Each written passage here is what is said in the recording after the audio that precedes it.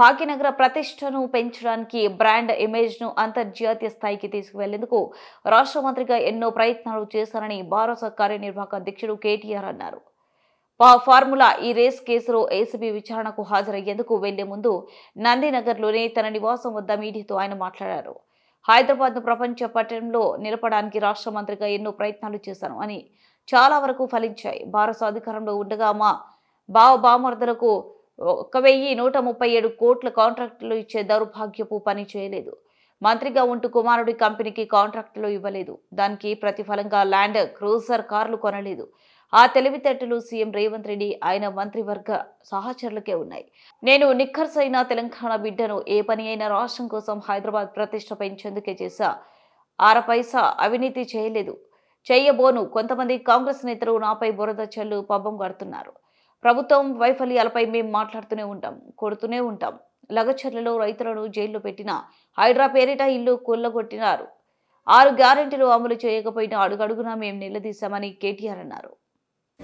Hyderabad brand image ని అంతర్జాతీయం చేయడానికి, హైదరాబాద్ ని ప్రపంచ పటంలో నిలపడానికి ఆనాడు రాష్ట్ర మంత్రిగా ఎన్నో ప్రయత్నాలు చేశాం.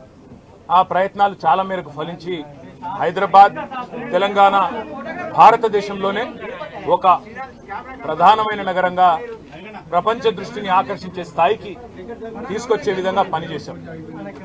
మేము 9.5-10 ఏళ్ల కాలంలో మా ప్రభుత్వం ఉన్నప్పుడు మా బావమరుదులకు 1137 కోట్ల కాంట్రాక్ట్లు చేయలేదు. మంత్రిగా నేను కౌన్సిల్లో కూర్చొని, కౌన్సిల్ ఆఫ్ మినిస్టర్స్ లో, కేబినెట్ లో కూర్చొని నా కొడుకు కంపెనీకి కాంట్రాక్ట్ ఇచ్చుకోలేదు. లేదా నేను ల్యాండ్ క్రూజర్ కార్లు కొనుక్కోలేదు. ఆ పనులు రేవంత్ రెడ్డి గారు, ఆయన మంత్రివర్గ సహచరులు, ఆ సాగు తెలివితేటలు, ఆ అవినీతి తెలివితేటలు వాళ్ళకే ఉన్నాయి. నేను 50 లక్షల రూపాయలతో ఎమ్మెల్యేలను కొనుగోలు చేయడానికి పోయి దొరికిపోయిన దొంగను కూడా కాదు. నేను నిఖార్సైన తెలంగాణ బిడ్డను. ఏ పని చేసినా తెలంగాణ కోసం, హైదరాబాద్ ప్రతిష్టను పెంచడం కోసం చేశాను. 6 పైసా అవినీతి కూడా నేను చేయలేదు, చేయబోను. సరే, ఇవాళ ఈ కొంచెం ఉర్రకుండా ఆగలుగుతారా?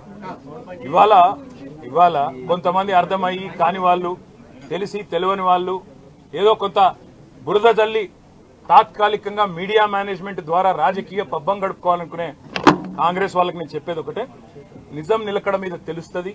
మీరు ఇవాళ చల్లే బురద ఎట్టి పరిస్థితుల్లో మా దృష్టి ఏదైతే కేంద్రీకరించబడిందో దాని నుంచి తప్పించలేదు. మేము మాట్లాడుతూనే ఉంటాం, కొట్లాడుతూనే ఉంటాం.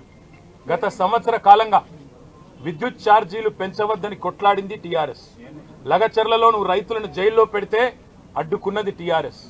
నువ్వు హైడ్రా పేరిట ఇల్లు కూలగొడితే అడ్డుకున్నది టీఆర్ఎస్. 6 గ్యారంటీల అమలు నువ్వు చేయకపోతే నిలదీసింది అడిగడుగున కేసీఆర్ బృందం. తప్పకుండా మా దృష్టి మేము మళ్ళించాం. నువ్వేదో నా మీద కేసు పెట్టి నన్నేదో చేసి దానివల్ల మా పార్టీ క్యాడర్ను, మా నాయకత్వాన్ని నువ్వు దారి మళ్లింపు, దృష్టి మళ్లింపు దిశగా ప్రయత్నం చేస్తాను అనుకుంటున్నావు రేవంత్ రెడ్డి.